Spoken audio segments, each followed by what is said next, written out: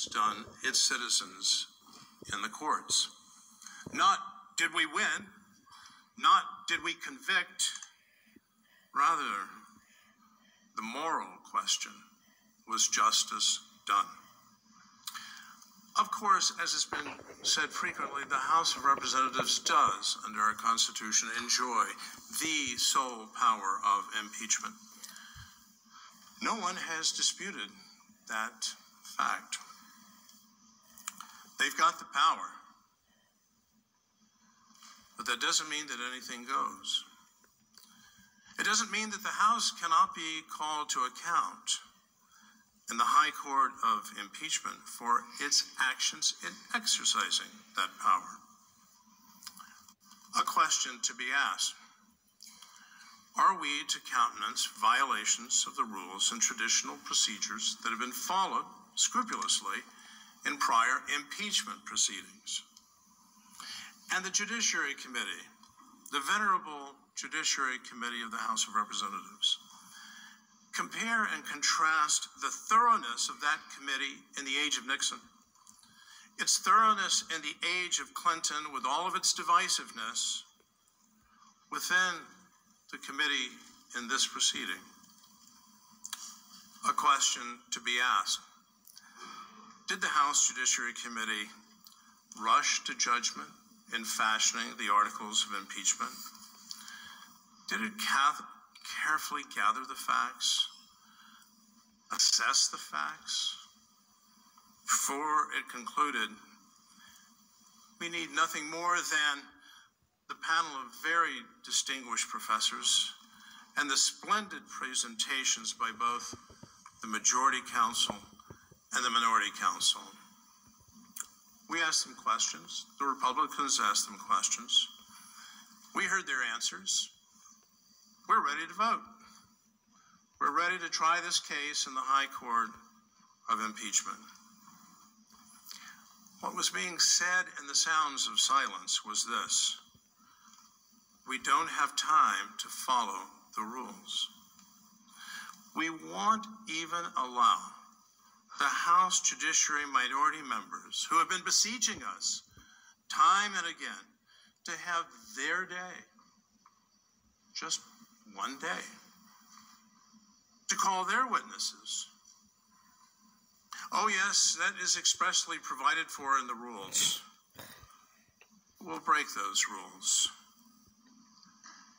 It's not liberty and justice for all. The great political scientist of yesteryear, Richard Neustadt of Columbia, observed that the power of the president is ultimately the power to persuade. Oh yes, the commander-in-chief, and yes, charged with the conduct and authority to guide the nation's foreign relations. But ultimately, it's the power to persuade. I suggest to you that so too, the House's sole power to impeach is likewise ultimately a power to persuade over in the House.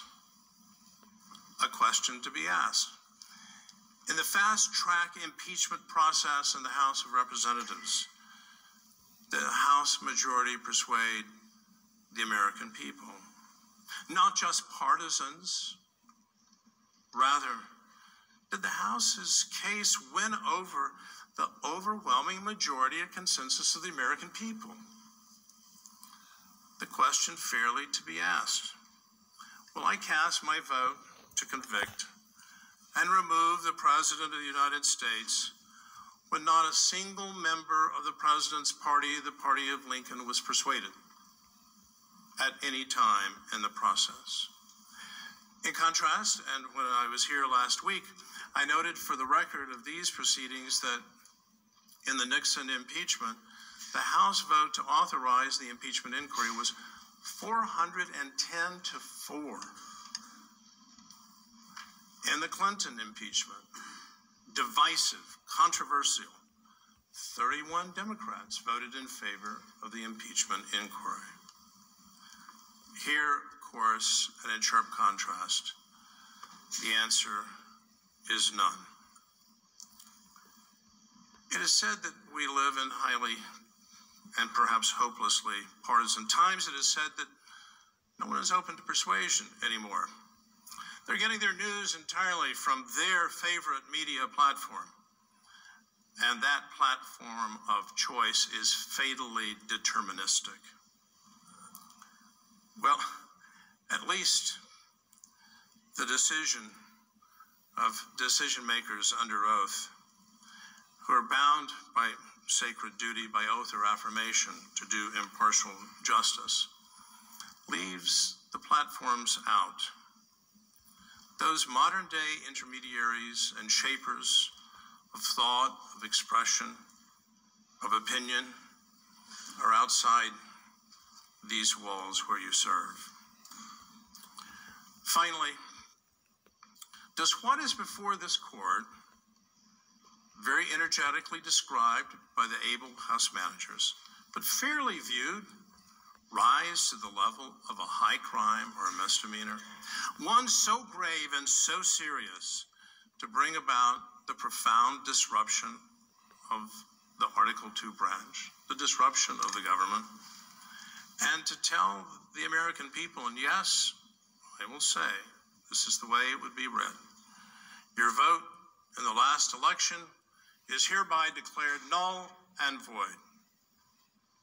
And by the way, we're not going to allow you, the American people, to sit in judgment on this president and his record in November.